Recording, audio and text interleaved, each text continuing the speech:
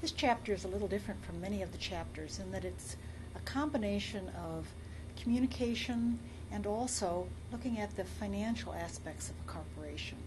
What distinguishes the investor relations function is that you have to be both right-brained and left-brained. That is to say, you have to understand the numbers of a company, the income statement, the balance sheet, the cash flow, but you also have to be able to communicate it in a persuasive manner.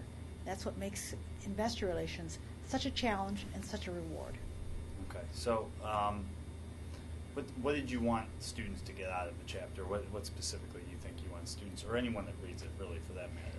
Oftentimes, investor relations functions operate on their own. That is to say that they are often a silo under the financial area. What really makes an investor relations program powerful is when it's integrated with the communications function, because in today's world, everybody is communicating with everybody at all times. And when you have a message you're trying to send to one group that may contradict or at least add complexity to the other message, you better make sure that the two are integrated. And so that's what I would hope students would be getting out of this chapter. There are very few investor relations jobs, but they are oftentimes at very key junctures within a corporation. Many times the function will report to the CFO, the Chief Financial Officer, or they'll report to the CEO, Chief Executive Officer. But oftentimes as well, there will be someone who will be helping that, supporting that person. So for a student who's coming out, trying to find that job which would be supportive of the investor relations officer, but giving you the experience, that's what I think would be a very nice entry-level job for a student who is coming out of college or graduate school. The investor relations function is such a critical function within a corporation because essentially your shareholders are your bosses. So if you want to make sure that you're doing a good job, you want to be pleasing these particular people. But the change or the twist is that in investor relations, it has to be done within a legal and regulatory framework that makes it different and distinct from other communication functions. So one of the ways that people come out of the program is they become a little bit afraid that they can't say anything. That's wrong. The fact of the matter is you have to be clear that what you're doing is transparent. If it's available to a person in other forms already that have been publicly disclosed, then you're fine.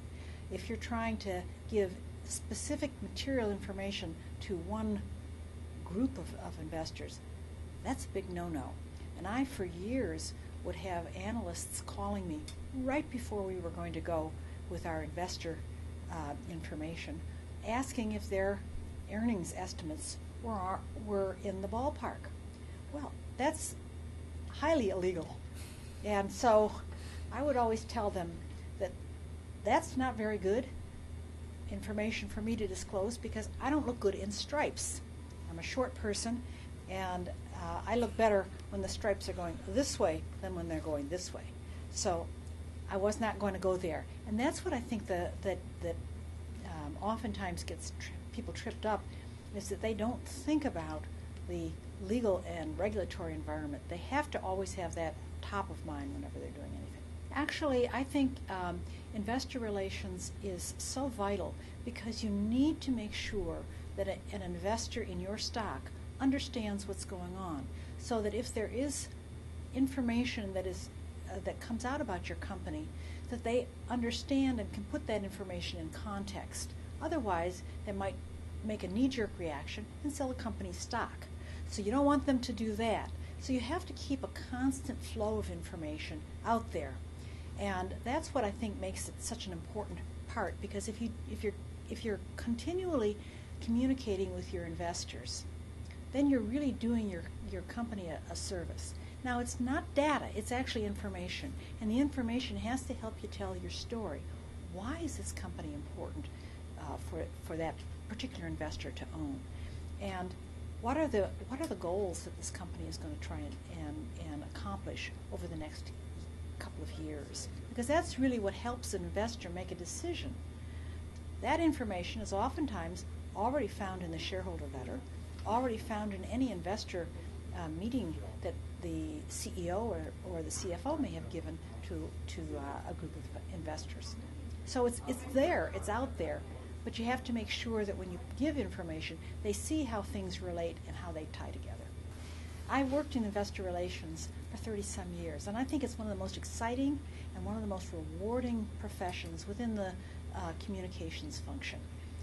It's rewarding because when you're doing a good job, you're really helping both your company and your investors. And it's also fun because you're right at the intersection of what's going on at a corporation. You're helping that corporation keep its investors informed, but the employees are equally interested in what's going on, and so are customers. So you're really right at that critical point in a corporation.